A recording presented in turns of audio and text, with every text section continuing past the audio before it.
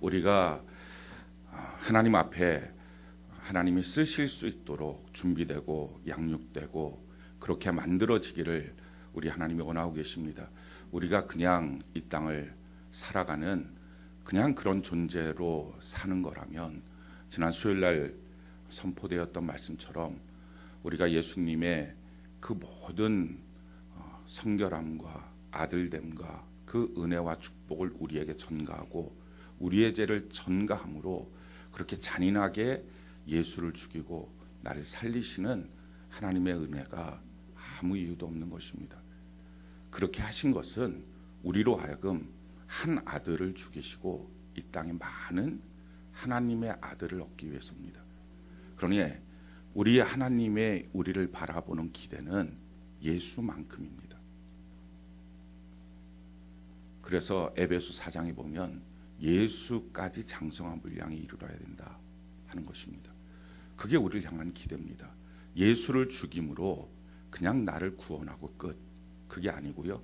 예수를 죽여서 나를 예수 같은 자로 만드는 것. 그래서 우리가 하나님을 향해서 아바 아버지라 부를 수 있는 존재가 된 거죠. 그게 하나님의 뜻입니다. 그것이 하나님이 우리를 향한 기대입니다. 그래서 교회 나와서 그냥 예수 믿고 끝, 예수 믿고 잘 살자, 잘 먹자, 이건 처음부터 길이 잘못된 것입니다. 성경을 전혀 모르는 신앙생활 때문에 우리가 갖고 있었던 이방 종교를 섬겼던 우리의 믿음을 그대로 갖고서 교회에 들어와서 성경을 읽지 않는 상태에서 믿음의 대상을 하나님이라는 이름으로 바꿨을 뿐이지 사실은 자기가 원하는 하나님을 믿고요. 자기가 원하는 종교 생활을 하고요. 자기가 원하는 결과를 얻으려고 하니 기독교 안에 들어와 있긴 하지만 사실은 세속적인 이방 종교와 다를 바가 없는 것입니다.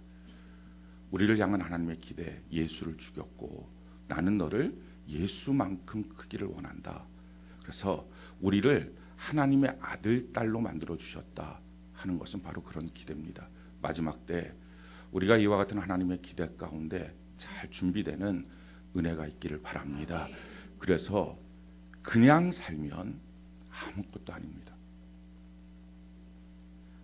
베드로후서 1장에 보면 그러길래 예수 그리스도의 장성한 분량에 이르는 그래서 신의 성품에 참여하는 자들로 살아가도록 하기 위해서 우리에게 믿음의 덕의 지식을 하면서 쭉 우리로 하여금 성숙돼야 될 과제들을 말씀하시고 그 과제의 삶을 우리가 열심히 살아갈 때 그 하늘나라에 들어감을 넉넉히 누리게 된다라고 말합니다.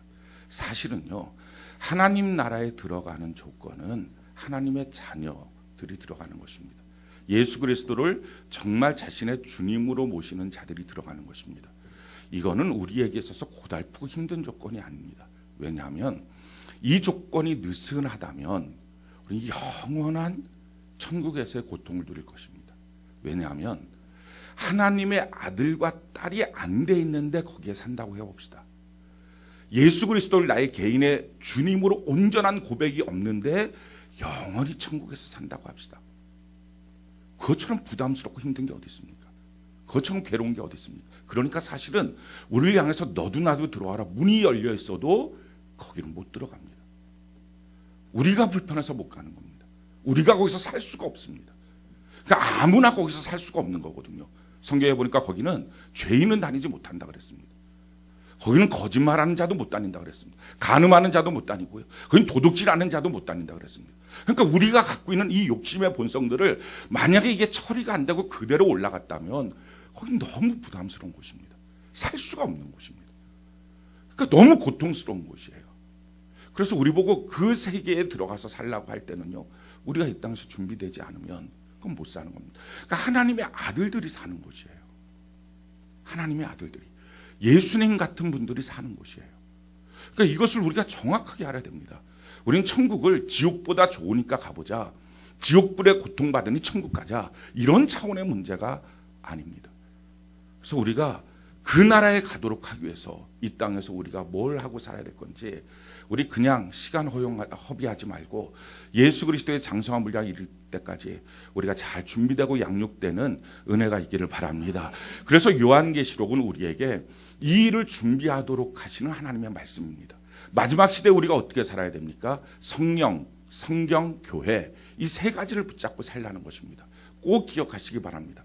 성경, 성령, 교회 이거 붙잡고 살아야 됩니다. 다른 거 괜히 붙잡고 살아봤자 아무 의미 없습니다. 그거 다 우리의 인생길에 그렇게 중요하지 않습니다. 성경, 성령, 교회 붙잡고 사는 은혜가 있기를 바랍니다. 요한계시록 3장 13절 우리 같이 한번 읽어볼까요? 시작.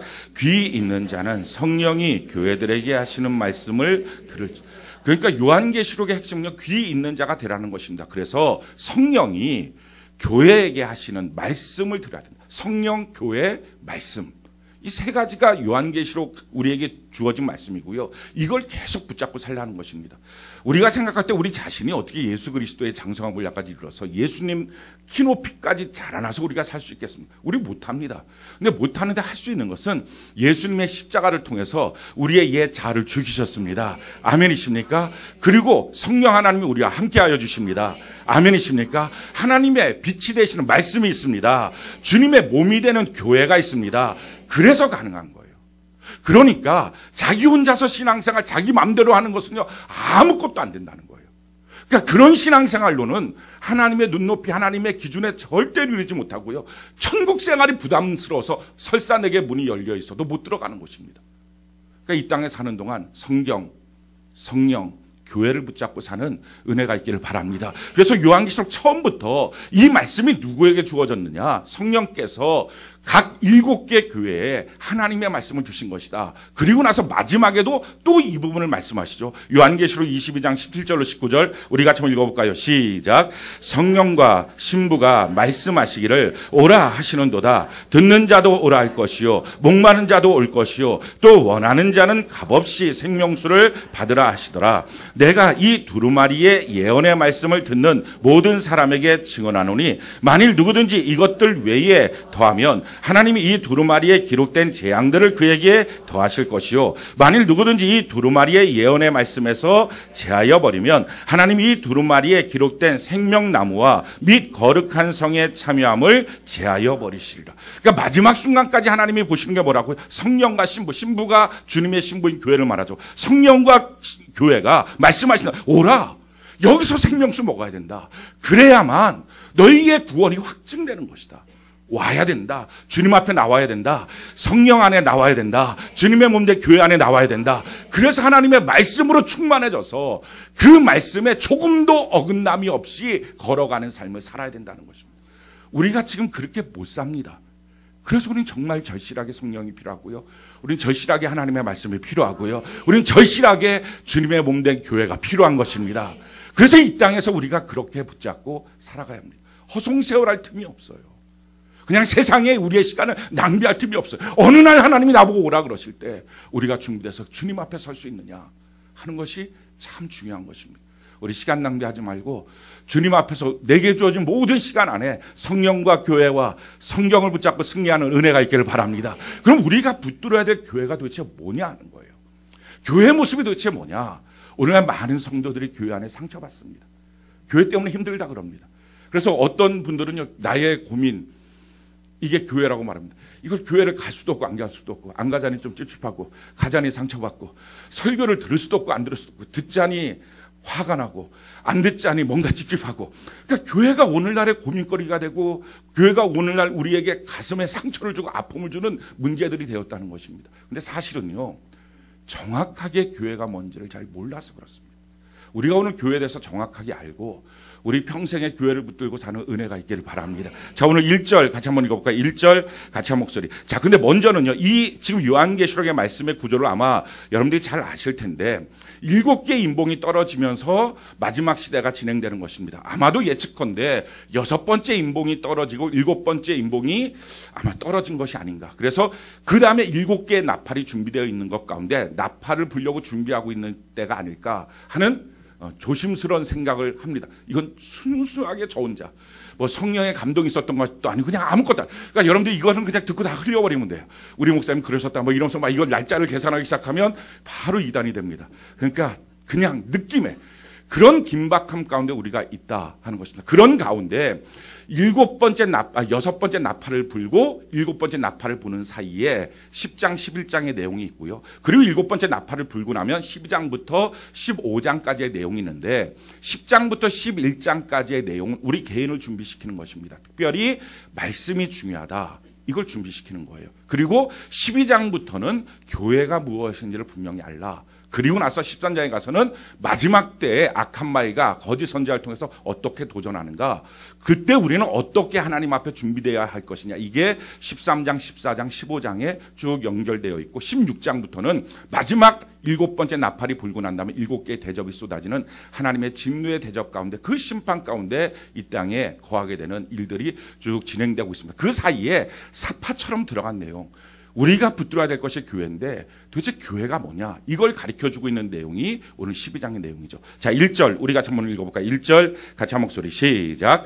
하늘에 큰 이적이 보이니 해를 옷 입은 한 여자가 있는데 그 발 아래에는 달이 있고 그 머리에는 12별의 관을 썼더라. 여기 보니까 요한을 통해서 지금 눈을 열어서 하늘의 놀라운 광경을 보게 합니다. 그 광경의 내용은 뭐냐면은 해를 옷 입은 한 여자를 보게 됩니다. 그러니까 얼마나 멋있겠어요. 얼마나 빛이 나겠어요. 하늘에 떠있는 그 해를 옷을 입은 거예요. 너무 멋진 거예요. 너무 광명이에요. 그런 여자를 봤습니다. 이 여자가 바로 교회라는 것입니다. 성경은 우리에게 교회를 이렇게 설명을 하죠. 에베소 5장 26절로 27절 우리 같이 한번 읽어볼까요? 시작. 이는 곧 물로 씻어 말씀으로 깨끗하게 하사 거룩하게 하시고 자기 앞에 영광스러운 교회로 세우사 티나 주름 잡힌 것이나 이런 것들이 없이 거룩하고 흠이 없게 하려 하심이라. 자, 교회를 신부라고 하는 것은 바로 교회를 성경은 여자라고 말하고 실질적으로 영어도 교회를 대명사로 지칭할 때 she라고 지칭을 하죠. 그러니까 여자라고 하는 것입니다. 근데 이 여자의 특징은 해를 옷 입었다는 거예요. 너무 영광스러운 거예요. 그래서 교회의 모습을 뭐라고 말해요? 자기 앞에 영광스러운 교회로 세우사 티나 주름 잡힌 것이 전혀 없는 거룩하고 흠이 없는 교회라고 말합니다. 우리가 꼭 기억해야 됩니다. 이 땅의 모든 피조물 가운데 가장 아름다운 것이 교회입니다. 교회보다 더 영광스러운 것이 없습니다. 교회보다 더 빛나는 것이 없습니다. 물론 이 교회는 우주적 교회를 말합니다. 이 우주적 교회라고 하는 것은요, 과거, 현재, 미래에 예수를 믿는 모든 사람들의 총합. 교회는 건물이 아니라 사실은 부르심을 받은 사람들의 공동체잖아요. 과거, 현재, 미래, 대한민국뿐만 아니라 미국, 옛날 아담서부터 시작해서 그 전체의 공동체, 이걸 우주적 교회라고 말합니다. 여기에는 거짓 성도는 하나도 없는 거예요. 다 완벽하게 구원받은 성도들로 구성되어 있는 흠도 티도 없는 것, 이런 우주적 교회를 지금 영광스러운 교회라고 말합니다. 그런데 그 교회 안에 한 지부가 되고 있는 우리 세종학교회, 이걸 지역교회라고 말하거든요. 이 땅에 존재하는 모든 교회, 그 지역교회는 흠도 있습니다. 티도 있습니다. 그러나 꼭 기억해야 됩니다. 이 교회가 지금 지어져 가고 있습니다. 아멘이십니까? 에베소 2장 20절부터 22절 말씀처럼 공사 중인 것입니다. 어떤 모습으로요? 흠도 티도 없는 가장 아름다운 빛나는 교회로 공사하고 있는 것입니다. 그래서 우리가 교회를 향하여 그렇게 공사 중이구나. 뭔가 흠과 티가 나타날 때마다 교회가 왜 저래? 이게 아니라 우리 교회가 지금 공사하고 있구나. 우주적 교회, 그 아름다운 영광스러운 교회를 향해서 만들어져 가고 있구나. 이걸 기대하고 바라봐야 된다는 것입니다. 그런데 교회가 이토록 아름다운 이유는 사실은 교회 자체보다도 교회의 역할 때문에 그렇습니다. 그 교회의 역할이 뭡니까? 우리 2절 같이 한번 볼까요? 2절 같이 한 목소리 시작. 이 여자가 아이를 베어 해산하게 되매 아파서 애를 쓰며 부르짖더라. 자, 이 교회의 역할은요, 한 아이를 낳는 거예요. 이것 때문에 아파서 애를 쏘고 부르짖고 있는 것입니다. 이게 교회의 역할이에요. 그러면 여기서 나는 이 아이가 누구예요? 5절 한번 볼까요? 5절 같이 한 목소리 시작. 여자가 아들을 낳으니 이는 장차 철장으로 만국을 다스릴 남자라. 그 아이를 하나님 앞과 그 보좌 앞으로 올려가더라. 바로 이분이 누굽니까? 예수님이에요. 그러니까 교회는 지금 무엇 때문에 그렇게 아름다운 거예요? 무엇 때문에 그렇게 존귀한 옷을 입고 해를 옷 입은 거예요? 무엇 때문에 그렇게 영광스러운 교회예요? 교회 자체가 아름답고 존귀하기도 하지만 사실은 교회의 역할 때문에 그래요. 교회는 예수님을 낳는 곳이에요. 이게 교회라는 거예요. 근데 이것은 사실은 오늘날 우리에게 그냥 느닷없이 부여된 게 아니라 원래부터 있었던 하나님의 약속이었어요. 성경이 우리에게 이렇게 말하죠. 창세기 3장 15절 우리 같이 한번 읽어볼까요? 시작.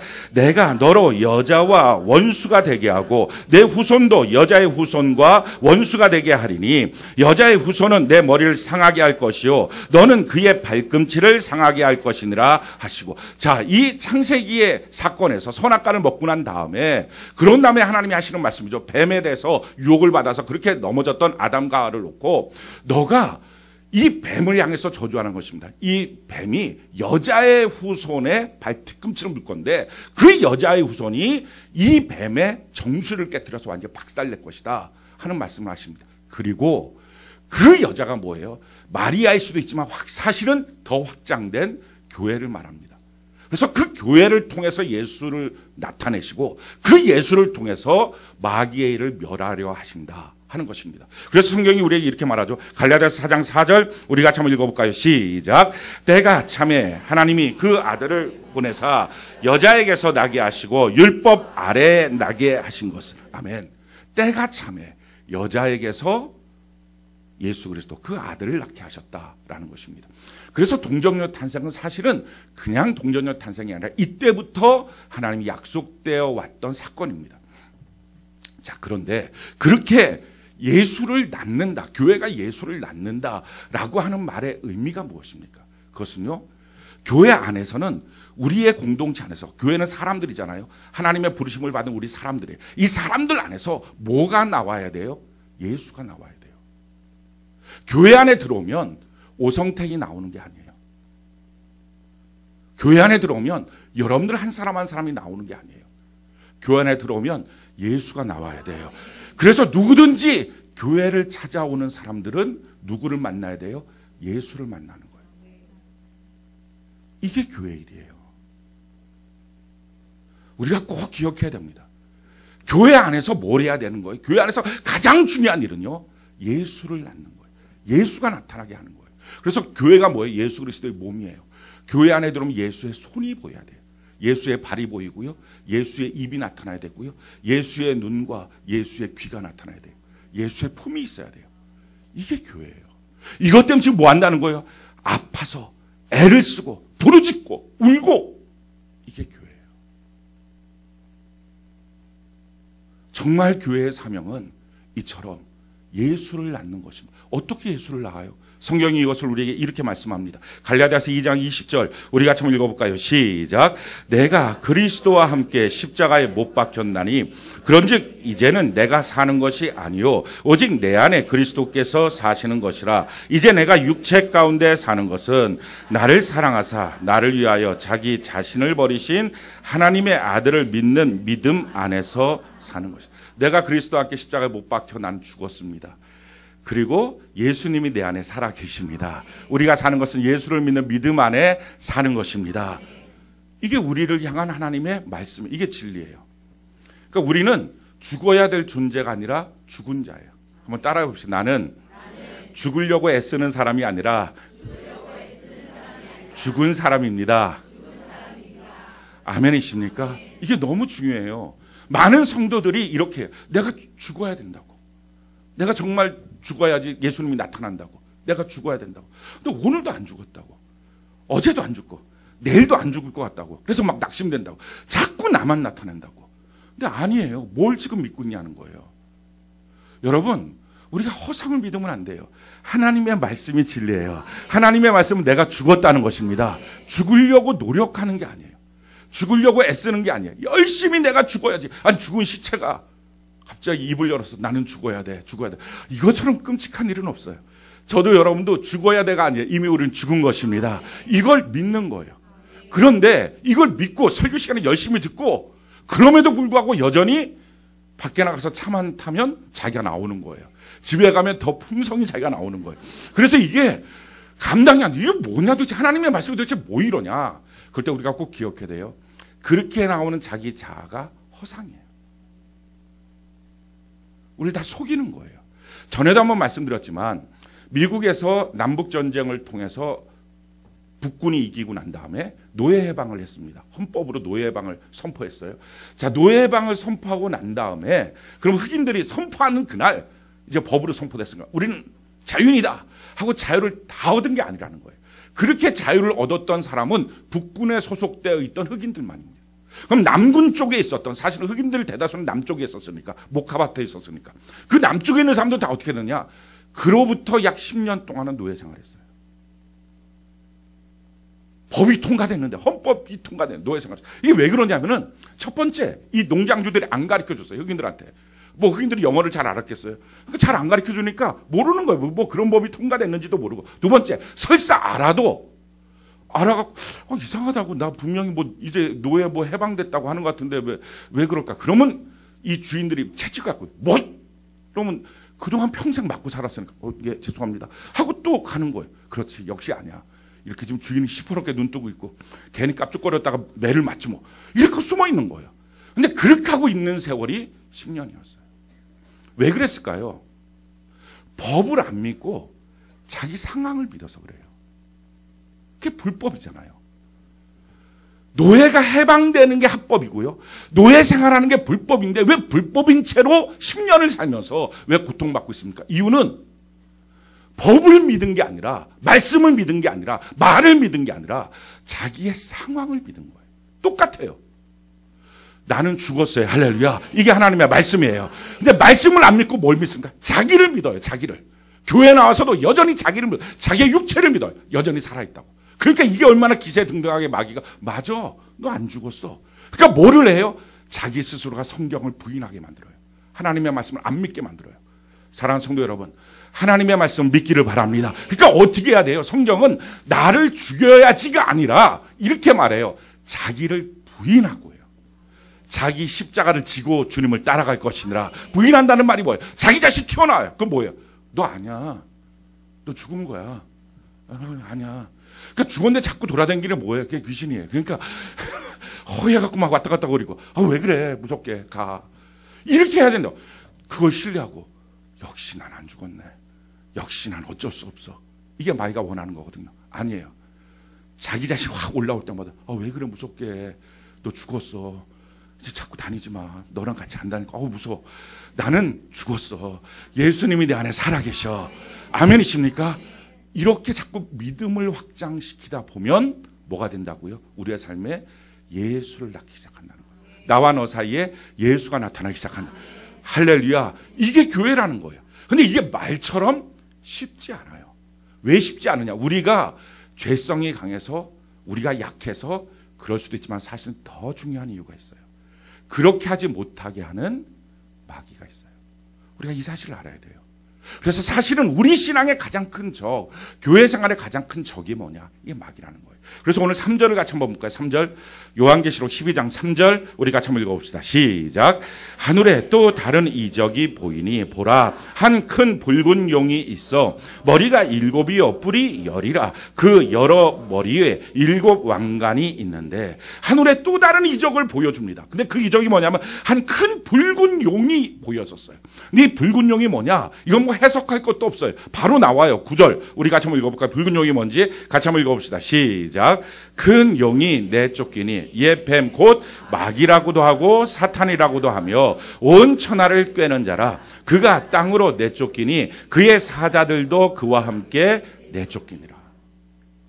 그러니까 이 용이 나오는 거예요. 근데 용이라고 하는 이 놈이 이름이 여러 개예요. 원래 이름이 여러 개는 벌써 안 좋은 거예요. 너 뭐냐? 그럼 잘 말을 못하고 우물쭈물, 이게 다 안 좋은 거예요. 귀신의 특징이, 마귀의 특징은요, 욥기서에 보니까 너 어디 갔다 왔냐? 그랬더니 하나님 앞에서 여기저기 다녀왔습니다. 아니 어디 갔다 왔냐? 그러면 교화 갔다 오고 운전 갔다 오고 무슨 집에 갔다, 이렇게 정확하게 말을 해야지. 여러분들이 남편한테 오늘 어디 다녔어요? 그럼 여기 어디 이렇게 딱 얘기하는데 여기저기. 이거 뒤 캐봐야 돼요. 이거 뭐가 있는 거예요. 그러면 문제가 많은 거예요. 그러니까 이게 지금 마귀의 특징은요, 이렇게 그냥 대충 은근슬쩍 너무 이름이 많아. 명함에도 뭐가 많은 건 다 사기꾼이에요. 그냥 하나만 딱 있어야 돼. 큰 용, 이건 환란을 일으키는 거예요. 온 집안을 환란을 일으켜요. 옛 뱀, 이게 시험 들게 하는 자예요. 시험하는 자. 그래서 마태복음 보면 시험하는 자가 있습니다. 사랑하는 성도 여러분, 시험하는 거, 그 교회 전문 용어잖아요. 어느 집사님 시험 들었다고. 그 세상 사람들 그게 안 써요. 교회에서만 쓰는 거예요. 맨날 시험 들었다고. 뭐 우리 중간고사 보고 기말고사 보는 것도 아닌데 툭 하면 시험 들었대요. 근데 이 시험하는 게 뭐냐면, 사실 시험 들게 하는 누군가 있겠죠. 그리고 시험 드는 사람도 있겠죠. 근데 정말 그 핵심은 뭐예요? 시험 주는 마귀가 있는 거예요. 근데 마귀는 쏙 빠지고 나로 하여금 그 사람이 믿고 그 사람 때문에 낙심하고 분노하게 만들고, 우리가 깨달아야 됩니다. 아, 내가 좀 뭔가 속고 있구나 하는 걸 깨달아야 합니다. 그리고 옛 뱀이라고, 세 번째 마귀, 이건 디아블로입니다. 이것은 이간시키는 거예요. 왜 의심이 생길까요? 이게 다 마귀의 역사예요. 왜 가정 안에서 의심이 생길까요? 이게 다 마귀의 역사예요. 그런데 의심 생기는 이 마귀의 핵심은 빠져버리고 사람들끼리, 왜 남편이 아내를 의심할까요?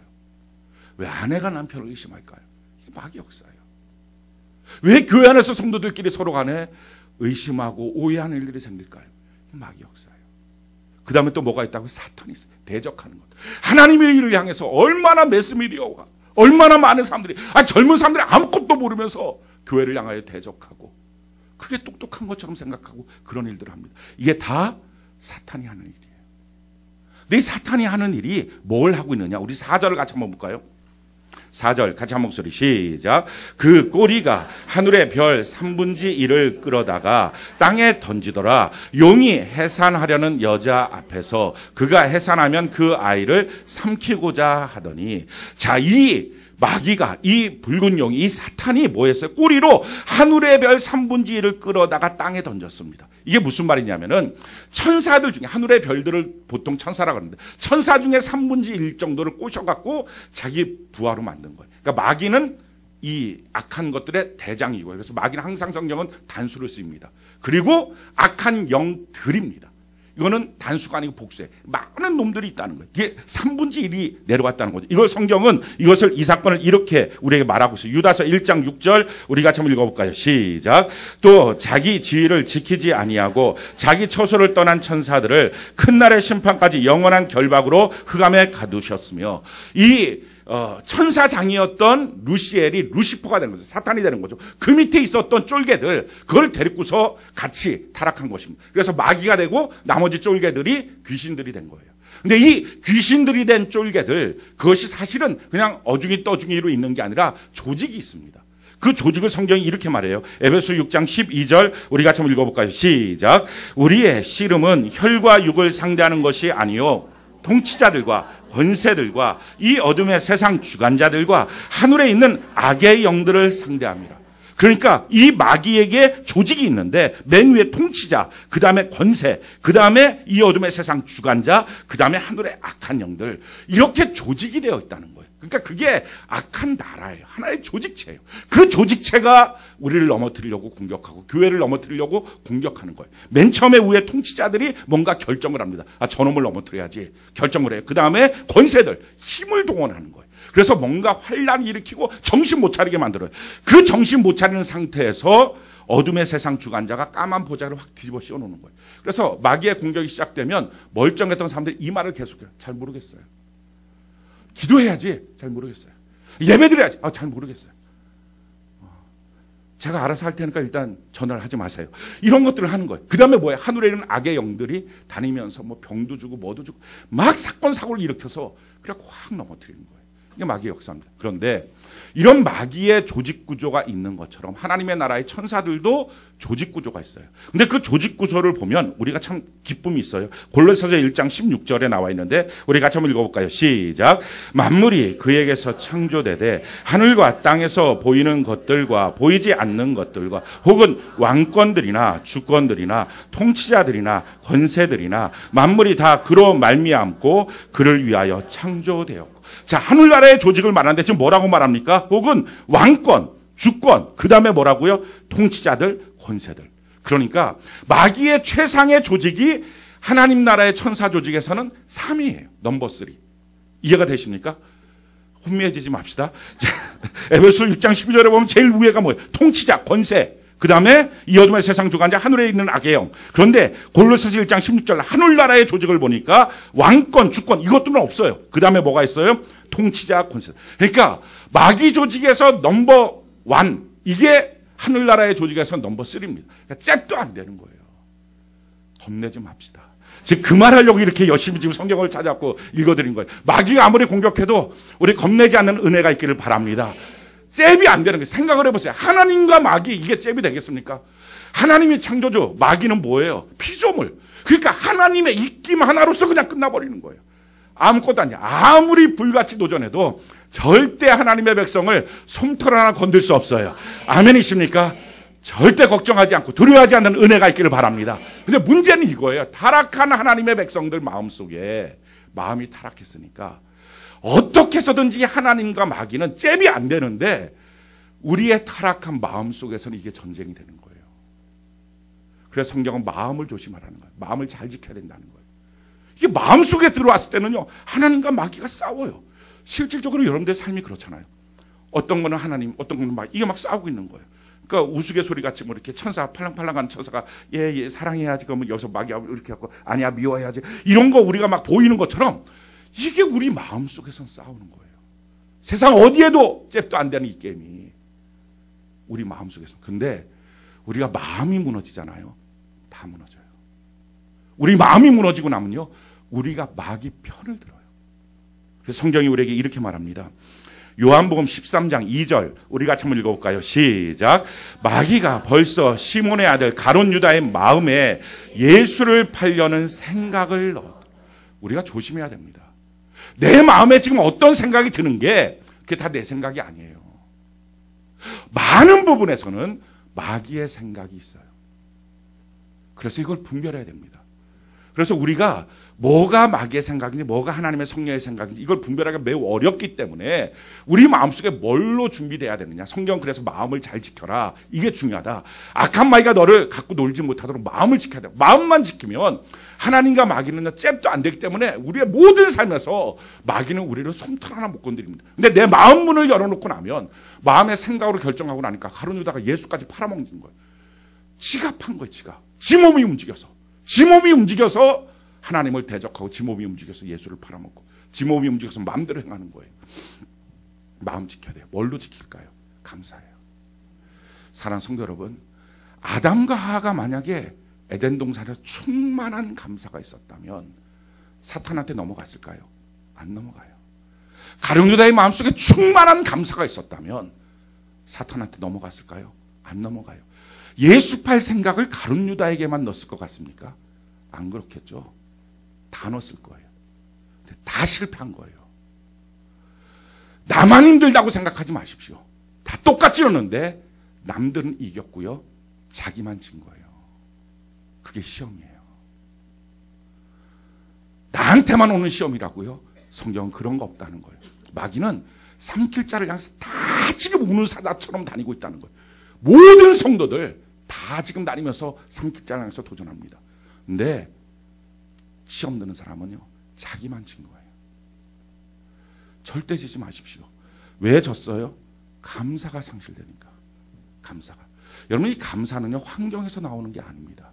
성경에 보면 구약에서 가장 많이 감사했던 인물, 감사라는 단어를 가장 많이 썼던 인물이 다윗이에요. 신약에서는 감사라는 말을 가장 많이 썼던 사람이 바울이에요. 자, 그러면 이 다윗과 바울을 놓고 한번 봅시다. 이 사람이 감사할 조건입니까? 성경학자들은 다윗을 보면서 사생아라 그러잖아요. 부모로부터 버림받은 존재라고. 그러니까 시편 51편에 보면 부모로부터 자기는 버림받았다고. 자기 형도 안 믿어주고 자기 아버지도 안 믿어주고 자기 어머니는 누군지도 성경에 기록도 없고 아마 사생아였을 것이다. 이렇게 말합니다. 끊임없이 사울 왕한테 쫓겨다니고 약 20년의 세월 동안 뭐가 감사가 나올 만해요. 그런데도 불구하고 다윗은 끊임없이 감사해요. 성경에는 모든 인물 중에 제일 많이 감사해요. 그러니까 이걸 통해서 봤을 때 감사는 절대로 환경에서 나오는 게 아니에요. 여러분들 환경이 안 좋아서 감사가 없다고요? 속지 마십시오. 사도 바울도 마찬가지예요. 가장 많이 감사를 말했어요. 근데 사도 바울은요, 예수 믿고 난 다음에 정말 우리로 따지면 신세 망친 인간이에요.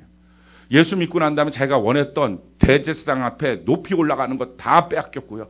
예수 믿고 난 다음에 맨날 두들겨 맞고요. 돌 맞고요. 죽을 뻔 3번 하고요. 강의 위험, 강도의 위험. 성경에 막 줄줄이 나와 있어요. 맨 마지막에 뭐였어요? 목베임 당해서 죽었어요. 예수 믿고 완전히 시세 망친 인간. 그런데 그건 너무 감사가 나와요. 환경에서 나오는 게 아니에요. 그럼 감사는 어디서 나오는 거예요? 믿음에서 나오는 거예요. 그래서 성경을 보면요, 믿음이 없는 시대의 특징이 뭐냐? 감사가 없는 거예요. 원래 세상 사람들은요, 감사를 못해요. 그래서 왜 저 사람 감사가 없어? 저 사람 이렇게 많이 줬는데도 불구하고 왜 저런 식으로 행동해? 왜 감사가? 그게 당연한 거예요. 믿음 없으면 감사가 없어요. 자, 로마서 같이 한번 1장 21절 우리 같이 한번 읽어볼까요? 시작. 하나님을 알되 하나님을 영화롭게도 아니하며 감사하지도 아니요. 아멘. 아는데 불구하고 감사가 안 나와요. 왜? 믿음이 없으니까. 하나님의 백성이 아니니까.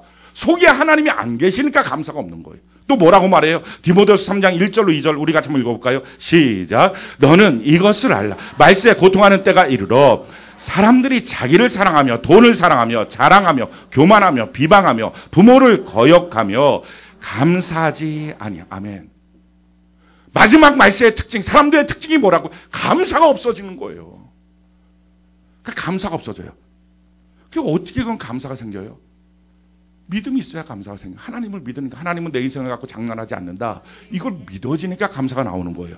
골로새서 2장 6절로 7절 우리 같이 한번 읽어볼까요? 시작. 그러므로 너희가 그리스도 예수를 주로 받았으니 그 안에서 행하되 그 안에 뿌리를 박으며 세움을 받아 교훈을 받은 대로 믿음에 굳게 서서 감사함을 넘치게 하라. 감사가 넘치는 삶의 핵심이 뭐라고요? 믿음에 굳게 서서.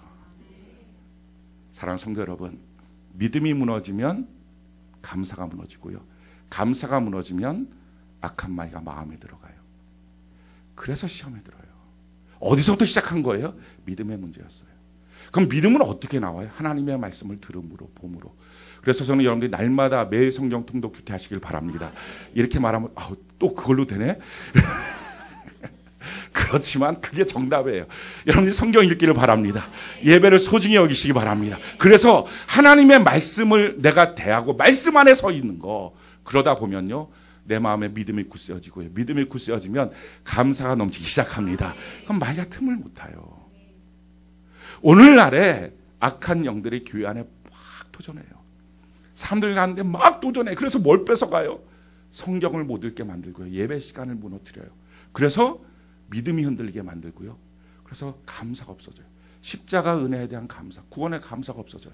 그래 감사가 없어지고 나니까 그 다음에 마귀는요 그 마음속에 뭐든지 집어넣을 수 있어요.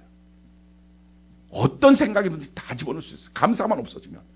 그 들어온 생각대로 자기 생각인 줄 알고 그렇게 범죄하고 사는 거예요. 이렇게 들어온 악한 영들 마귀가 뭘 하려고 그러느냐. 우리 4절 다시 한번 볼까요? 요한계시록 12장 4절 우리 같이 한번 읽어봅시다. 시작. 그 꼬리가 하늘의 별 3분의 1을 끌어다가 땅에 던지더라. 용이 해산하려는 여자 앞에서 그가 해산하면 그 아이를 삼키고자 하더라. 그러니까 교회가 지금 예수를 낳아야 되는데, 교회 공동체 안에서 예수가 나타나야 되는데, 나는 죽고 예수님이 내 안에 살아 계심의 역사들이 우리 교회 공동체 안에 풍성하게 나타나야 되는데, 이렇게 하지 못하게 하는 게 뭐라고? 마귀가 지금 호시탐탐, 더러운 귀신으로 호시탐탐 낳은 예수를 잡아 먹으려고 하고 있다는 거예요. 실질적으로 예수님이 태어나셨을 때 헤롯의 마음속에 마귀가 들어가서, 그래서 베들레헴의 땅에 있는 2살 이하를 다 죽였어요. 실질적으로 있었던 사건이 지금도 똑같아요. 그런 역사들이 일어나요. 그럼에도 불구하고 하나님의 은혜로 예수 그리스도를 통해서 자라나고, 마침내 그 예수님이 십자가에 못 박혀 죽으시고 부활하심을 통해서 마귀의 역사, 그 정수리를 깨뜨려 버리신 것입니다. 그래서 5절 우리 다시 한번 읽어볼까요? 같이 한 목소리 시작. 여자가 아들을 낳으니 이는 장차 철장으로 만국을 다스릴 남자라. 그 아이를 하나님 앞과 그 보좌 앞으로 올려가더라. 하나님 앞에 십자가에 죽으시고 부활하심으로 올라가는 그 사건이 나타나게 됩니다. 자, 이 사건을 통해서 어떤 역사적인 놀라운 변화가 생겼느냐. 하늘나라에 있었던 마귀가 소탕을 당합니다. 그게 십자가 부활의 사건이에요. 아마 여러분들 구약 성경을 보면 가끔 가다가 이거 뭐지? 라고 생각하는 부분들이 있을 거예요. 그게 뭐냐면 욥기서에 보면, 욥기서 1장 6절에 보면 하나님께 모여서 딱 이렇게 하나님의 궁궐 안에서 있는데 천사들이 와서 뭐 얘기하고 보고하는데 그때 사탄도 같이 와서 보고를 하는 장면이 나와요. 왜 하늘나라에 사탄이 들어가 있지? 또 스가랴서 2장에 보면 3장에 보면 사탄이 와서 대제사장 여호수아를 향해서 막 참수하는 내용들이 나와요. 이거 뭐지? 얘네들 왜 여기서 어찔어찔거리지? 이런 모습들이 있는데 왜 그러느냐 하면은 사탄이 범죄하였다는 이유로 하늘나라에서 쫓아내지는 않았어요. 그러면 있는 거예요. 그래갖고 참소를 하는 거예요. 사람들한테. 하나님 앞에 가서 이놈은요 안 돼요. 저놈은 안 돼요. 이렇게 참소를 막 하는 거예요. 그렇게 했던 일이 예수 그리스도의 십자가의 죽으심과 부활을 통해서 어떤 역사가 일어났어요? 이 땅의 죄를 예수님이 소탕하셨어요. 그래서 죄를 무기로 삼은 사탄이 저 사람은 죄 졌으니까 하나님의 복 받으면 안 되잖아요. 저 사람은 죄 졌으니까 저렇게 인생이 지옥 가도 되잖아요. 이렇게 참소했던 모든 권리가 상실된 거예요. 그래서 하늘나라에서 미가엘 천사장을 통해서 그 천군들에 의해서 쫓겨납니다. 그 사건이 지금 기록된 것이 7절, 8절이에요. 우리 같이 한번 읽어볼까요? 같이 한 목소리 시작. 하늘에 전쟁이 있으니 미가엘과 그의 사자들이 용과 더불어 싸울세 용과 그의 사자들도 싸우나 이기지 못하여 다시 하늘에서 그들이 있는 곳을 얻지 못한지. 자, 그러니까 예수의 십자가의 사건 이후에 가장 큰 변화가 뭘까요? 욥 시대에는 사탄이 와서 제가 진짜 하나님 믿는 거 아니에요. 건드려 볼까요? 병 한번 줘볼까요? 저 한번 갖고서 내가 다 자녀들 죽여버리고 한번 흔들어 볼까요? 재산 흔들어 볼까요? 하나님이 한번 해봐라. 그게 아니야. 너 잘못 집었어. 그랬던 일들이 있어요. 근데 하늘나라로부터 쫓겨난 사건 이후로부터는 사탄이 와서 하나님께 쟤 안 돼요. 그 한번 내가 흔들어 볼까? 이 짓을 못하는 거예요. 참소하는 자가 다 쫓겨났어요. 그래서 뭐라고 말해요? 우리 10절 같이 한번 읽어볼까? 10절 같이 한 목소리 시작. 내가 또 들으니 하늘에서 큰 음성이 있어 이르되 이제 우리의 하나님의 구원과 능력과 나라와 또 그의 그리스도의 권세가 나타났으니 우리 형제들을 참소하던 자 곧 우리 하나님 앞에서 밤낮 참소하던 자가 쫓겨났고. 그러니까 여러분들 꼭 기억하십시오. 여러분들 삶 속에 마귀가 가서 흔들어 보려고 하는 고난은 이제 없어요. 그러니 내게 닥쳐오는 고난은 나의 죄로 말미암아서 마귀가 틈을 노리고 도전하는 거든지 나를 작정하고 잡아먹으려고 하는 우는 사자 같은 도전입니다. 그래서 절대로 욥처럼 주신 자도 하나님 가져가신 자도 하나님 참고 견디는 게 아니라 이제는 마귀를 향하여 대적하시기 바랍니다. 마귀를 향하여 쫓아내시기 바랍니다. 그냥 하늘나라에 가서 쟤 아니에요 라고 하는 경우는 쫓겨난 거예요. 참소하는 자는 쫓겨났어요. 쫓겨나서 지금 이 땅에 악한 마귀들이 하늘나라에 있던 게 다 기어내려왔고 디글디글 하고 있다는 거죠. 그렇게 디글디글 하고 있으니 지금 어떻게 됐다는 거예요. 12절 같이 한번 읽어볼까요? 12절 같이 한 목소리 시작. 그러므로 하늘과 그 가운데 거하는 자들은 즐거워하라. 그러나 땅과 바다는 화 있을진저 이는 마귀가 자기의 때가 얼마 남지 않은 것을 알므로 크게 분내어 너희에게 내려갔으며.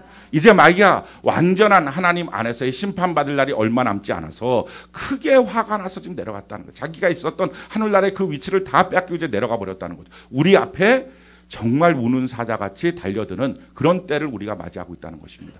다시 말씀드립니다. 자기 앞에 닥쳐놓은 환난과 고난 가운데 그냥 참고 견디고 그래 그냥 견디다 보면 어느 날 좋은 날 오겠지 하지 마십시오. 이제는 예수의 이름으로 대적하십시오. 하나님의 십자가 혜택을 나는 누렸으니 그것이 나타나게 하여 주옵소서. 기도하십시오. 우리의 삶 속에 닥쳐오는 수많은 문제들 앞에 속수무책으로 그냥 어쩔 수 없다고 무릎 꿇고 당하지 말라는 거예요. 이제는 그럴 때가 아니라는 거예요. 그래서 이제는 여러분들이 강력하게 대적하는 은혜가 있기를 바랍니다. 근데 땅에 쫓겨난 이 마귀들이 지금 뭘 하고 있느냐 하는 거예요. 자, 13절 같이 한번 볼까요? 13절 같이 한 목소리 시작. 용이 자기가 땅으로 내쫓긴 것을 보고 남자를 낳은 여자를 박해하는. 자, 쫓겨나와서 지금 마귀가 뭐 한다는 거예요? 그 용이 교회를 박해하고 있다는 거예요. 핍박하고 있다는 것입니다. 사랑하는 성도 여러분, 교회는요, 물론 지금 지역교회들은, 우주적 교회는 흠이 하나도 없지만 지역교회들은 흠이 많습니다. 흠이 많아서 지도자들이 타락하기도 하고요. 흠이 많아서 세상에서 보는 것처럼 참 별일이 다 교회 안에서 일어나기도 합니다. 또 교회 안에 갈등도 생기고요. 또 교회 안에서 이단의 그런 어떤 도전들도 있습니다. 그렇다 할지라도 그런 문제 때문에 우리가 도전을 받고 또 그런 문제들 때문에 욕을 먹기도 하지만 사실은 그런 거 하나도 없으면 교회는 세상에서 칭찬받을까? 그렇지 않습니다. 근본적인 교회의 문제, 근본적인 교회 갈등의 문제는요, 우리의 약함도 있고 우리의 부족함도 있지만 근본적인 부분은 마귀 역사예요. 아주 이 마귀가 작정을 하고 아들을 낳은 이 여자를, 이 교회를 박해하고 핍박하려고 도전하고 있는 거예요. 우리가 이것을 볼 수 있는 눈이 열려야 합니다. 그래서 성경이 우리에게 이렇게 말합니다. 요한복음 15장 19절 우리 같이 한번 읽어볼까요? 시작. 너희가 세상에 속하였으면 세상이 자기의 것을 사랑할 것이나 너희는 세상에 속한 자가 아니요 도리어 내가 너희를 세상에서 택하였기 때문에 세상이 너희를 미워하니. 그러니까 하나님의 교회는요, 아무리 잘해도 세상에서 미움을 당하게 돼 있어요. 하나님의 성도들은요, 아무리 잘해도 세상에서 미움을 당하게 되어 있습니다. 그러니까 사람들로 하여금 내가 사랑받아야지, 사람들로 하여금 내가 칭찬받아야지, 물론 애쓰고 노력하고 빛처럼 소금처럼 살아야 합니다. 그러나 그것을 목적으로 하고 달려가면 변질됩니다. 우리가 꼭 기억해야 돼요. 이 땅에 사는 동안 근본적인 갈등의 문제, 근본적인 도전의 문제는 마귀에게 있다는 것입니다. 그래서 이 마귀의 도전이 반드시 있다는 걸 기억을 해야 됩니다. 자, 그러면 마귀가 이처럼 교회를 도전할 때 교회는 어떻게 해야 될까요?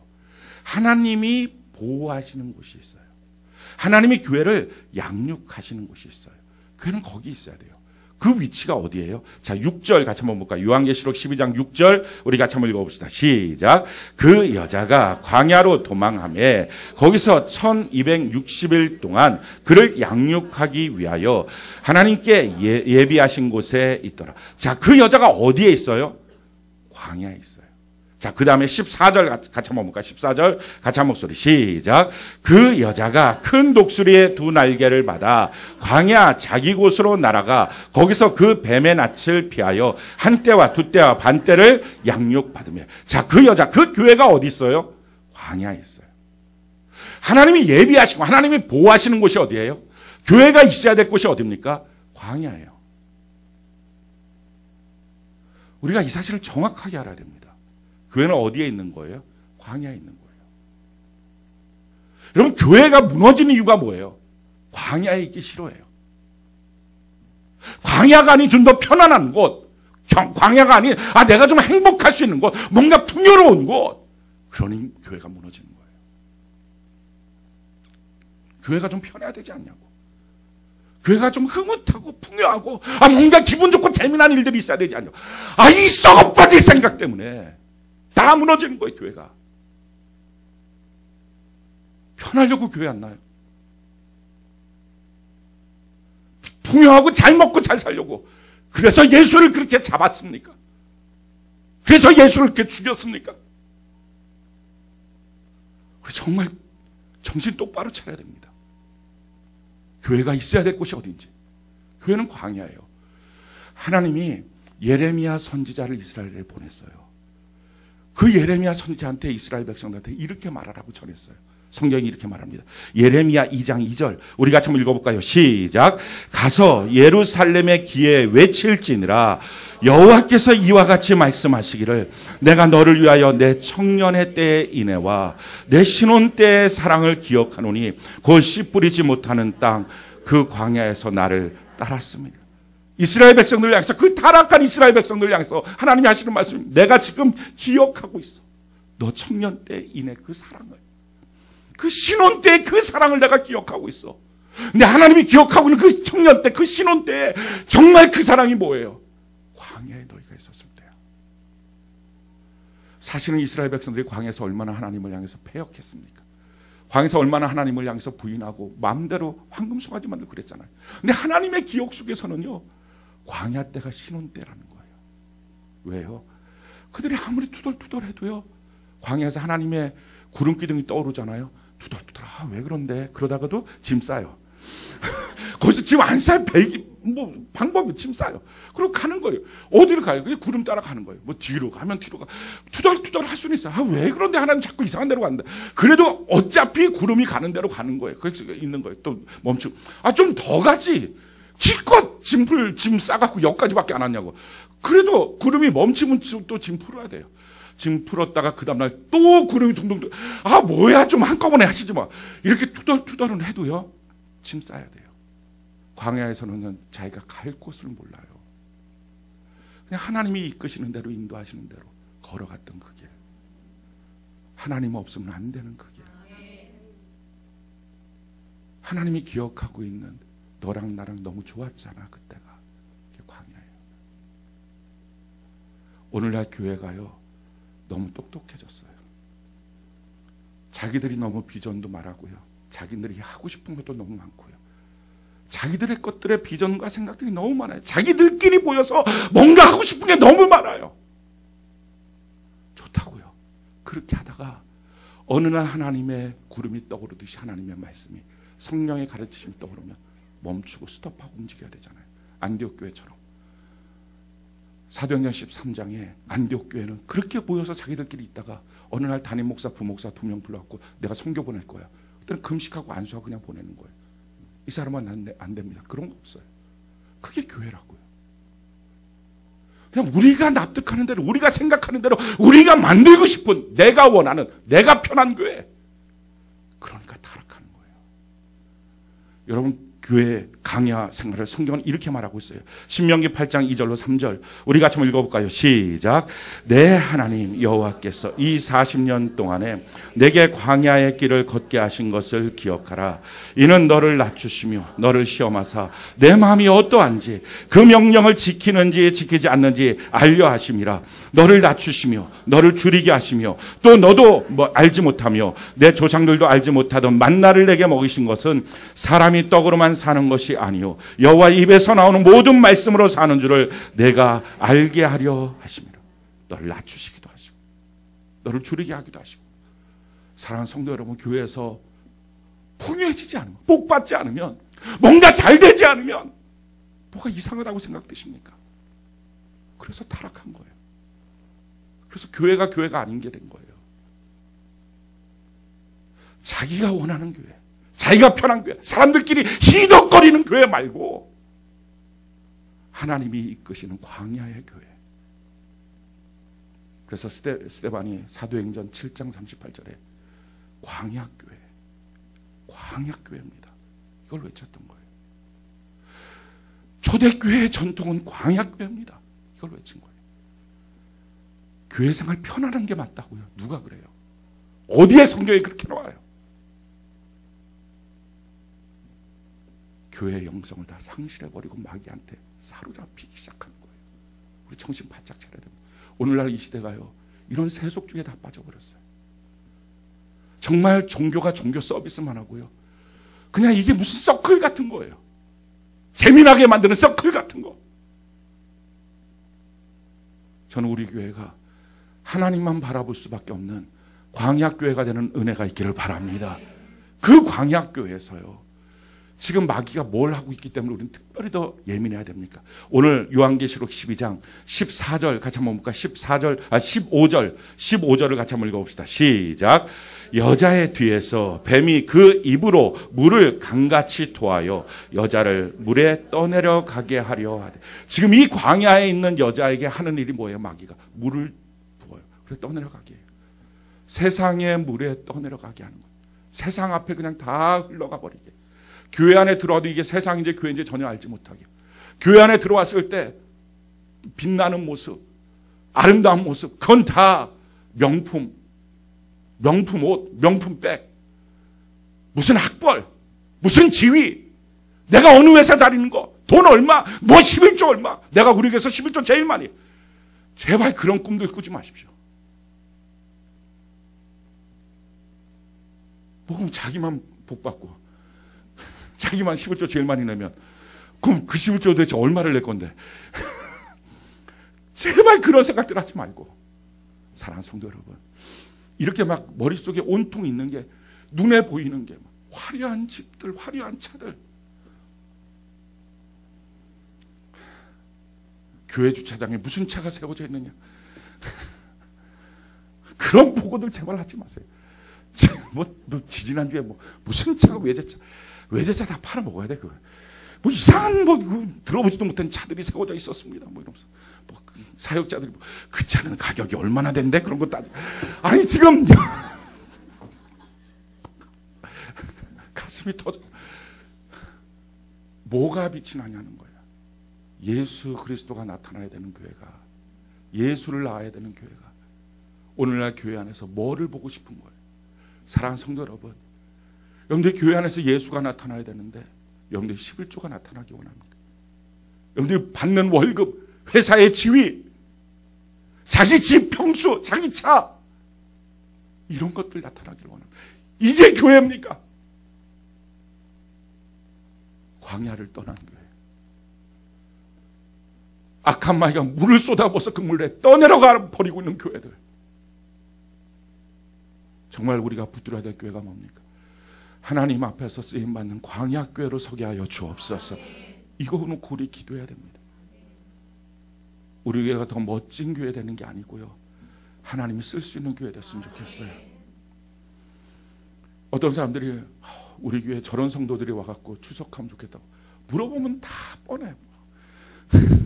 말 안 해도 알죠. 뭐 돈 많고 뭐 학벌 좋고 막 큰 물고기 잡았다. 무슨 사람이 물고기라고 그걸 큰 물고기? 그럼 작은 물고기는 뭐야? 뭐 교회 안에서도 그럼 연봉으로 물고기 크기가 달라집니까? 월척 잡. 그런 거 제발 하지 맙시다. 우리 세상의 모든 기준이 단 하나도 용납되지 않는 교회. 영업만 보는 교회. 그 사람이 입은 옷을 보지 않는 교회. 그 사람의 학벌을 보지 않는 교회. 그 사람의 위치와 지위를 보지 않는 교회. 아멘이십니까? 그 사람이 도대체 어떤 모습인지 그거 보지 않는 교회. 사랑하는 성도 여러분, 교회 안에 들어와서도 누군가 좀 말이 어눌하고 그래서 약간 떠듬떠듬 말하면 피하십니까? 뭐야 그렇게 너무 세상과 똑같으면 어떡합니까? 그 영혼을 바라볼 수 있는 시간을 좀 갖자야죠. 그래서 야고보서에 있는 말씀처럼 너가 교회 안에서도 가난한 사람이 오면 본체 많지 하다가 부자로 옷 잘 입은 사람, 명품 옷 입고 오는 사람들 있으면 여기 와서 앉으라고 그렇게 말하면 너 그게 교회냐? 성경 그렇게 말하잖아요. 우리가 예수 그리스도가 나타나야 될 사람들이 혹시 지금 뭐를 나타나는 것을 보고 있고요, 뭐를 나타내고 싶어 하십니까? 뭐가 나타나야 멋있다고 생각하십니까? 아니 더 정확하게 뭐가 자기 마음대로 안 나타나서 마음 아프고 시험 들었다고 하십니까? 정말 우리가 통곡해야 될 일은 나를 통하여 예수가 나타나지 않는 것, 누군가 나를 만났을 때 예수를 만나지 못하는 것.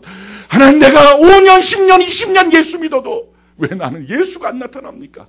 이것 때문에 눈물 한 방울 흘리지도 않으면서 이번 달 월급 얼마, 연봉 얼마, 이것 때문에 누군가에게 자존심 상했다고 울고 있습니까? 이게 무슨 교회입니까? 우리의 기도 제목 정말 정확하게 바로 잡아야 됩니다. 어느 대학 들어가느냐, 그게 뭐가 그렇게 중요합니까? 여러분 대학 잘 들어가면 잘 사나요? 여러분들이 답이잖아요. 좋은 대학 안 다녀도 잘 살잖아요. 그렇잖아요. 한번 옆 분들한테 물어보면 너는 어느 대학 나왔냐? 한번 물어보세요. 그러면 깜짝 놀래요. 야, 진짜 너 하나님의 은혜로 사는구나. 이렇게. 우리가 다 답이에요. 우리가 다 답. 그래 놓고 왜 우리 자녀들은 막 들들 볶아먹고 그냥. 우리 그렇게 하지 맙시다. 우리 정말 교회 안에서 예수만 나타나는 은혜가 있기를 바랍니다. 그러면 광야에서 우리가 예수만 나타나기 위해서 하나님이 주신 무기가 있어요. 마귀를 대적하는 무기. 그 무기가 세 가지예요. 오늘 그 무기를 한번 살펴봅시다. 우리 11절 같이 한번 볼까요? 10절 11절. 요한계시록 12장 10절 11절 우리 같이 한번 읽어봅시다. 시작. 내가 또 들으니 하늘에 큰 음성이 있어 이르되 이제 우리 하나님의 구원과 능력과 나라와 또 그의 그리스도의 권세가 나타났으니 우리 형제들을 참소하던 자 곧 우리 하나님 앞에서 밤낮 참소하던 자가 쫓겨났고 또 우리 형제들이 어린 양의 피와 자기들이 증언하는 말씀으로써 그를 이겼으니 그들은 죽기까지 자기들의 생명을 아끼지 아니하였다. 자, 제일 첫 번째 뭐라 그래요? 어린 양의 피. 이거 갖고 이기는 거예요. 우리 예수 십자가 붙드는 은혜가 있기를 바랍니다. 예수님의 그 십자가, 하나님이 우리를 향한 사랑이잖아요. 저는 아무리 생각해도 왜 그랬나? 도대체 내가 나를 알잖아요. 내가 나를 아무리 살펴봐도 예수님을 그렇게 때려 죽일 만큼의 가치가 없는 거예요. 내가 의도적으로 기억을 바꿨어요. 내가 지금까지 못했던 기억은 싹 지우고 내가 진짜 잘했던 것들만 다 놓고 봐도 예수님을 그렇게 때려 죽일 이유가 없어요. 한마디예요. 그냥 하나님의 미쳐버린 사랑. 우리 그 사랑 받고 있습니다. 그러니 절대로 정죄감 갖지 마십시오. 여러분들이 설사 무너지고 깨어지고 또 죄를 졌어도 여전히 하나님이 여러분들 사랑하고 있다는 사실을 믿는 은혜가 있기를 바랍니다. 그 사랑 앞에 서라는 거예요. 마귀가 우리를 향해서 뭐라고 참소해도 사랑 앞에 서십시오. 뿐만 아니라 자기 자신을 이렇게 사랑하는 하나님이 우리 옆에 있는 사람은 사랑하지 않을까요? 누군가 시험 들었어요. 그럼 이렇게 생각을 해야 맞아요. 아휴, 얼마나 못되게 신앙생활 했으면 내가 싸다 싸. 이렇게 하면 안 되고요. 저 인간은 또 그래. 이거 이렇게 하면 안 돼요. 어떻게 해야 됩니까? 집요한 마귀의 공격에 결국은 넘어갔구나. 나쁜 마귀는 용서하지 않을 거야. 이렇게 다짐을 해야지.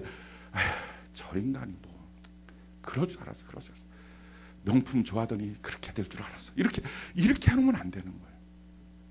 하나님이 그 영혼을 사랑한다는 사실, 이 사실을 깨닫고 나처럼 하나님이 나를 이처럼 사랑하듯이 하나님도 그 영혼을 그처럼 사랑한다는 것을 기억하는 은혜가 있기를 바랍니다. 또 한 가지, 예수님의 그 십자가를 바라봤을 때 우리가 어떻게 교만합니까?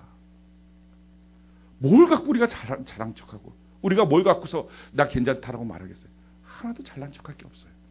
우리 평생 예수님의 십자가를 붙들고 교만하지 않는 은혜가 있기를 바랍니다. 교만은요, 마귀의 트레이드 마크예요. 성경이 우리에게 이렇게 말합니다. 왜 마귀가 됐는지 이사야 14장 12절로 15절 우리 같이 한번 읽어볼까요? 시작. 이사야 14장 12절로 15절 우리 같이 한번 읽어볼까요? 시작.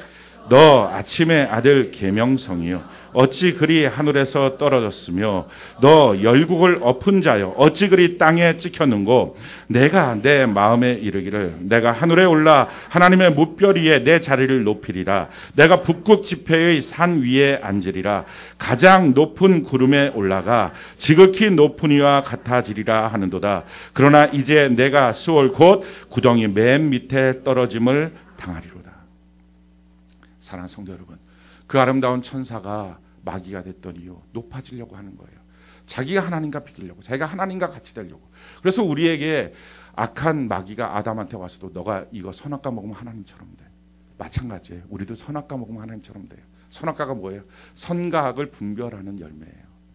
사랑하는 성도 여러분, 하나님의 주인 되심을 믿는다는 것은요, 우리가 선과 악을 분별을 안 하는 거예요. 이제부터 이것은 옳아, 저것은 글러, 이것은 맞아, 이것은 아니야, 이것은 내게 유익해, 이것은 내게 유익하지 않아. 이 판단을 이제 중지하셔야 합니다. 이거 하지 말아야 돼요. 그럼 내가 주인 되는 거예요. 성경 말에 선악과 먹으면 너가 정령 죽는다. 절대 선악과 먹지 않는 거. 그냥 그 모든 결정과 주권을 하나님께 맡겨드린 것입니다. 그거 내가 결정하고 판단하고 나잖아요. 그러면 내가 얼마나 힘든지 몰라요. 그거 판단하고 나면 그냥 그 다음부터는 너무 힘들어요. 그러니까 그거 판단하지 말고 우리는 살 길이 뭐냐? 나는 하나님의 생명나무를 먹겠습니다 하고 달려가야 돼요. 사랑하는 성도 여러분, 예수님의 십자가를 붙든 우리가 그 예수님의 십자가, 그 보혈피를 붙든 우리가 뭘 우리가 판단하겠어요? 뭘 우리가 옳다 그르다를 말하겠어요? 하나도 내가 말하는 건 다 틀려요. 그냥 하나님 앞에 그 모든 주권을 맡기는 은혜가 있기를 바랍니다. 우리의 인생을 그냥 하나님께 맡기는 거예요. 그게 가장 중요해요. 고린도서 4장 10절 우리 같이 한번 읽어볼까요? 시작. 우리가 항상 예수의 죽음을 몸에 짊어짐은 예수의 생명이 또한 우리 몸에 나타나게 하려 함이라. 아멘. 우리 평생에 살면서 예수의 죽음을 몸에 짊어지는 것입니다. 그래야 예수의 생명이 나타나요. 내가 십자가에서 예수님을 죽인 자입니다. 이걸 잊지 말아야 돼요. 그래야만 예수의 생명의 역사가 우리에게 나타납니다. 어느 날부터인가 은혜가 익숙해져 버리거든. 어느 날부터가 은혜가 당연하거든. 어느 날부터인가 십자가를 묵상했을 때 눈물이 안 나오거든. 경각심을 가져야 합니다. 큰일 났다. 이 생각을 해야 돼요. 내가 무엇인가를 판단하고 결정하고 생각하고 옳고 그르고를 내가 다 말하고 그래서 이것저것 막 말하고 내가 주인 되고 저놈은 나쁜 놈이라고 그렇게 말하고 우린 그런 어떠한 주권도 없고 어떠한 지혜도 지식도 없습니다. 우린 그런 자격이 없는 사람이에요. 이거 다 내려놓고 그냥 주님께 맡기고, 주님, 나는 주님만 바라보고 주님만 의지하겠습니다 하고 한 걸음 한 걸음 주님을 따라가 보십시오. 그러면 피해야 될 건 주님이 피하게 만드시고 버려야 될 건 주님이 버리게 만들어 주시고, 이게 예수 믿는 삶이에요. 두 번째, 우리에게 무엇이 필요하다고요? 우리 11절을 보니까요, 또 우리 형제들이 어린 양의 피와 자기들이 증언하는 말씀으로써 이겼어요. 하나님의 말씀으로 악한 마귀를 이기는 것입니다. 그래서 마지막 시대에 꼭 필요한 게 뭐예요? 하나님의 말씀이에요. 우리 안에 말씀으로 꽉 채워지는 은혜가 있기를 바랍니다. 창세에서부터 요한계시록까지 안 읽으면 안 돼. 꼭 읽으셔야 돼. 한 번 읽어서도 안 돼. 날마다 읽으셔야 돼. 하나님의 말씀을 잘 들으셔야 돼요. 경청해야 돼요. 하나님의 말씀으로 여러분들의 심령이 가득 채워지는 은혜가 있기를 바랍니다. 마지막 시대를 성경이 이렇게 말하고 있어요. 아모스 8장 11절 우리 같이 한번 읽어볼까요? 시작. 주 여호와의 말씀이니라. 보라, 날이 이를지라 내가 기근을 땅에 보내리니 양식이 없어 주림이 아니며 물이 없어 가람이 아니요 여호와의 말씀을 듣지 못한 기갈이라. 여러분, 마지막 시대의 특징은요, 말씀이 없어지는 거예요. 누구에게? 하나님의 백성들에게. 하나님의 백성들이 말씀을 몰라요. 말씀을 믿지를 않아요. 도대체 왜 말씀을 모르고 말씀을 믿지 않게 되었을까요? 이유가 있어요. 아모스 2장 11절로 12절 우리 같이 한번 읽어볼까요? 시작. 또 너희 아들들 중에서 선지자를 너희 청년 중에서 나시린을 일으켰나니 이스라엘 자손들아, 과연 그렇지 아니하냐? 이는 여호와의 말씀이니라. 그러나 너희가 나실 사람으로 포도주를 마시게 하며 또 선지자에게 명령하여 예언하지 말라 하였느니라. 누군가 말씀을 증거하거나 누군가 뭔가 하나님의 말씀대로 선포하려고 말하지 마. 그래서 요즘에 아이들이 하는 설교하지 마. 이게 무슨 말이에요? 막 꼰대처럼 말하지 마. 하나님의 백성들이 하나님의 말씀을 싫어하기 시작했어요. 그리고 교회 안에서 뭘 해요? 성경이 이렇게 말해요. 아모스 6장 5절로 6절 우리 같이 한번 읽어볼까요? 시작. 비파 소리에 맞추어 노래를 지절거리며 다윗처럼 자기를 위하여 악기를 제조하며 대접으로 포도주를 마시며 귀한 기름을 몸에 바르면서 요셉의 환난에 대하여는 근심하지 않은 자로다. 하나님의 경고의 말씀은 마음에 하나도 부딪히지 않아요. 하나님의 말씀은 하나도 마음에 있지도 않으면서 그냥 지절지절 노래만 부르고 있는 거예요. 찬송은 흥분이 아니에요. 찬송은 노랫가락이 아니에요. 정말 그 가사에 내가 은혜를 받고 그 가사를 믿고 있는 믿음이 있느냐는 거예요. 그런데 장단에 맞추고 노래에 맞추고 흥분을 하고 흥에 겨워서 뛰놀다가 아무것도 없이 쓰러져 버리는 그런 예배, 그런 값싼 예배들, 이것 때문에 말씀이 없어졌어요. 80년대에 우리나라에 우후죽순같이 찬양 집회들이 일어났습니다. 근데 요즘에는요, 찬양 집회 하는 데를 세봐야 돼요. 몇 군데 없어요. 이유는 찬양 집회가 아니기 때문이 아니에요. 얼마나 귀하고 은혜를 받는지 몰라요. 저도 처음에 성령 받을 때의 장소가 찬양 집회였어요. 한국 땅에 돌아왔을 때도, 미국에 있다 한국 땅에 돌아왔을 때도 여의도에 가서 그 찬양 집회, 온누리교회 그 찬양 집회 얼마나 큰 은혜를 받았는지 몰라요. 근데 문제는요, 그 찬양 집회의 모습이 변질돼서 정말 다윗의 노래처럼 지절지절 거리는 것밖에 없어요. 제가 왜 흥분하는지 몰라요. 거기서 왜 날뛰고 있는지 몰라요. 그냥 밖에서 유행가 가락에 몸부림치면서 춤추는 것 비슷하게 흥분 상태예요. 그런 말씀 들을 땐 다 자요. 왜 노래했는지도 모르고, 그리고 막 흥분해서 울고, 집에 가다가는 담배 한 대 쫙 피우고 가고, 모여갖고 같이 술 먹고. 똑같은 시대예요. 말씀의 기갈의 시대. 사랑하는 성도 여러분, 우리 정말 정신 바짝 차려야 됩니다. 성경이 우리에게 이렇게 말해요. 이사야 30장 10절로 11절 우리 같이 한번 읽어볼까요? 시작.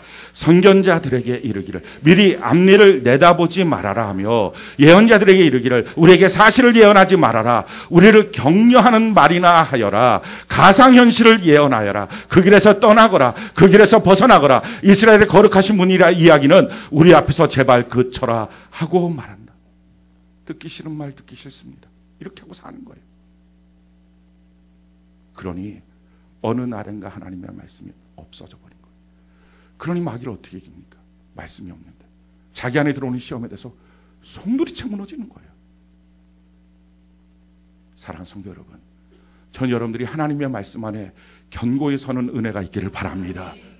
그래서 그 말씀 앞에서의 믿음이 얼마나 중요한지 몰라요. 우리의 믿음이 뭐라고요? 하나님의 말씀을 믿는 거고요. 내 믿음이 아니고 예수의 믿음으로 믿는 것입니다.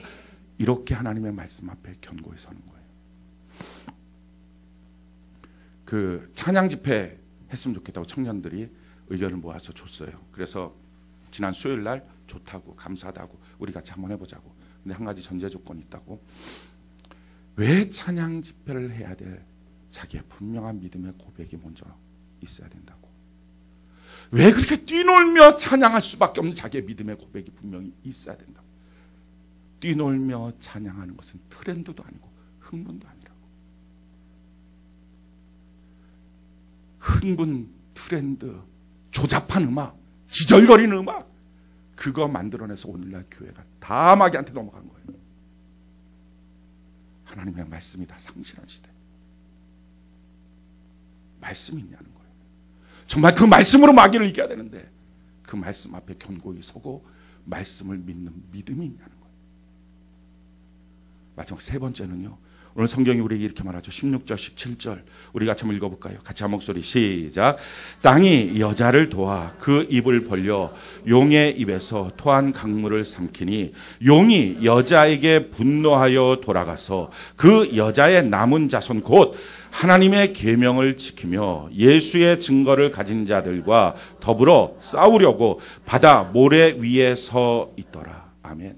지금 어떻게 하고 있어요? 악한 마귀가 하나님의 계명을 지키고 예수의 증거를 갖고 있는 그 여자의 남은 자손들을 향하여 싸우려고 서 있습니다. 그러니까 우리는 이 전쟁터 가운데 있는 것입니다. 우리가 이 사실을 기억해야 돼요. 난 싸우기 싫다고요? 아니에요. 이미 싸우려고 그들이, 악한 마귀들이 서 있어요. 그러니 우리도 싸워야 됩니다. 어떻게 싸워야 됩니까? 주의 몸된 교회 안에서 예수 그리스도를 낳은 이 교회 안에서 우리가 같이 하나가 돼서 싸워야 합니다. 그래서 내 교회 의식이 필요해요. 내 교회 의식. 내 마음속에 내 교회가 있는지. 사랑하는 성도 여러분, 그리고 그 내 교회 안에서 과연 나는 주님을 사랑하고 내 교회를 사랑하고 있는지, 이게 중요합니다. 성경이 우리에게 이렇게 말합니다. 골로새서 1장 24절 우리 같이 한번 읽어볼까요? 시작. 나는 이제 너희를 위하여 받는 괴로움을 기뻐하고 그리스도의 남은 고난을 그의 몸된 교회를 위하여 내 육체에 채우노라. 주님의 교회에 고난이 있다면 내 육체에 채우겠습니다. 이 고백이 필요합니다. 우리 교회는 다툼이 없고 싸움이 없죠. 지금 우리 교회는 갈등도 없고 뭐 이런 문제들이 없어요. 그래서 좀 자신 있게 말합니다. 만약에 우리 교회 안에 지금 문제가 있는 거라면, 뭐 제가 잘못했다든지 아니면 뭐 교회 안에 어떤 일들이 생겼다면 이런 말을 하면 뭐 여러분들이 아, 목사 편대라고 하는구나 이렇게 오해할 수도 있기 때문에 그런 시즌이 되면 이런 설교를 못 하겠죠. 근데 지금 그런 때가 아니니까 너무 자신 있게 설교를 합니다. 교회 안에서 시험 드는 일들이 있을 수 있어요. 성경에도 보니까 실족해 하는 일이 없을 수는 없다. 그런데 실족해 해주는 사람은 큰 화가 있다. 근데 거기서 한 구절이 빠져 있는 게 있어요. 그게 뭡니까? 실족당한 자예요. 여러분, 실족해 한 사람이 큰 화예요? 실족을 당한 사람이 큰 화예요? 누구예요? 실족해 한 사람이 큰 화예요? 실족을 당한 사람이 큰 화예요? 예? 이건 좀 한번 거술을 해볼까요? 여러분, 실족해 한 사람은 그냥 남아있잖아요. 그럼 그 사람은 어느 날 말씀 듣다가 회개할 수 있잖아요.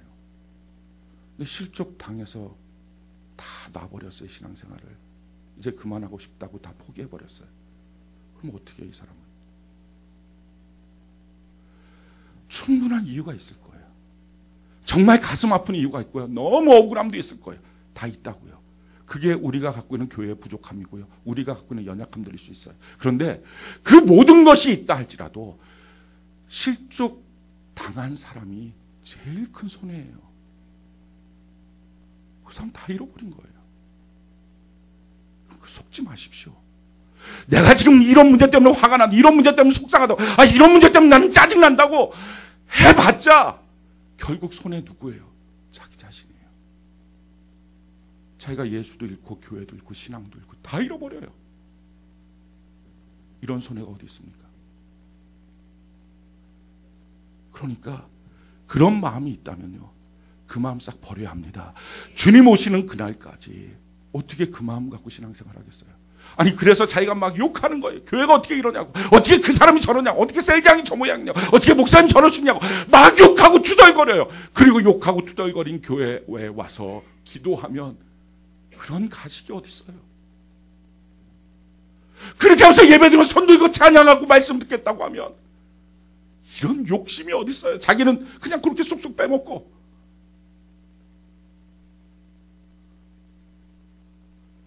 자기가 침 뱉어놓고 어떻게 그 물 또 마십니까?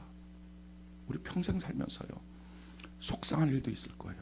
가슴 아픈 일도 있을 거예요. 정말 못된 사람도 있겠죠. 그래, 우리가 부족하고 약하고 죄성이 있으니까 그럴 수 있습니다. 그렇다 할지라도요, 그건 그냥 그렇게 내버려 두자고요. 그냥 그건 하나님께 맡겨버리자고요. 그리고 최소한 우리는 어떤 경우가 있어도 시험 들지 맙시다. 아멘이십니까? 악한 마귀가 지금 와서 나랑 싸우려고 하는데 왜 나는 거기서 이미 패전해서, 그것도 마귀한테 진 것도 아니고 옆 사람한테 져갖고 그렇고 춤 쓰러져 있냐고요. 이런 손해가 어디 있습니까? 아니, 그것도 막 옆 사람도 아니야. 어떤 때는 자기 욕심에 지금 막 이상한 거예요. 지금 막 우리 평생에 우리 그렇게 살지 맙시다. 이 싸우려고 하는 이때에 우리가 서서 이제는 견고하게 서서 내 교회 사랑하고, 그래서 주님 앞에 경고에서는 은혜가 있기를 바랍니다. 물론 우리 전체가요, 조심해야 합니다. 교회 생활 정말 함부로 해서는 안 됩니다. 성경이 우리에게 이렇게 말합니다.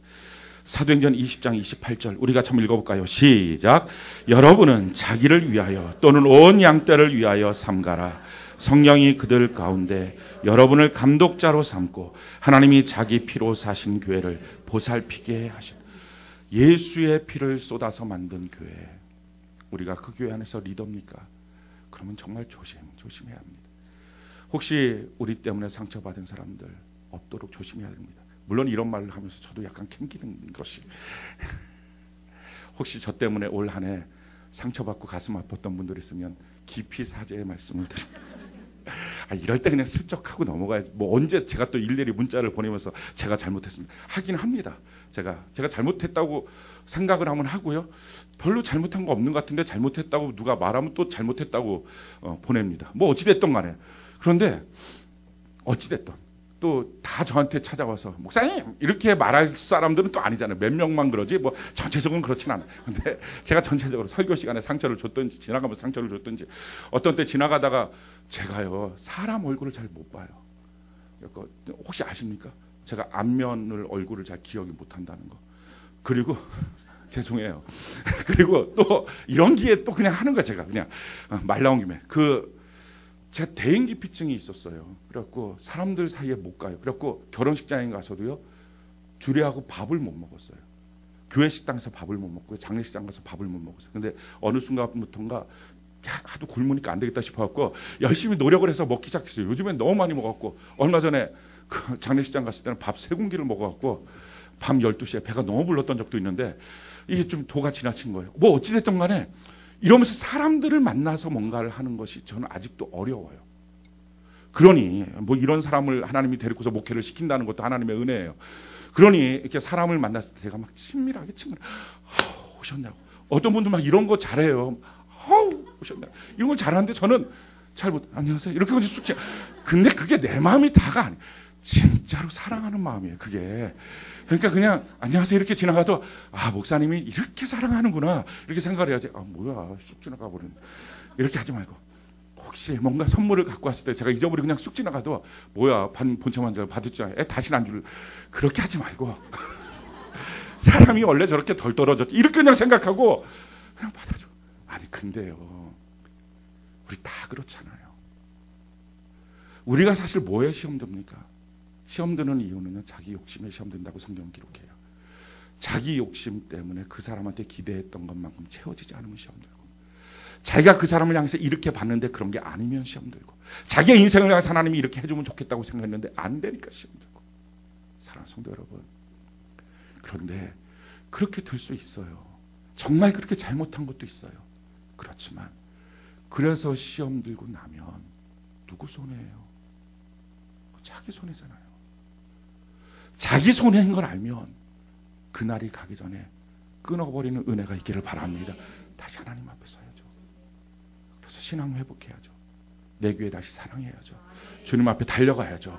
그래서 말씀 들어야죠. 그래서 기도해야죠. 그래서 마귀와 대적하고 서 있어야죠. 아멘이십니까? 주님이 날 향한 기대가 있잖아요. 이런 식으로 맨날 지는 자가 아니라 이제는 여기서부터 벗어나서 내가 자라나는 자가 되겠습니다.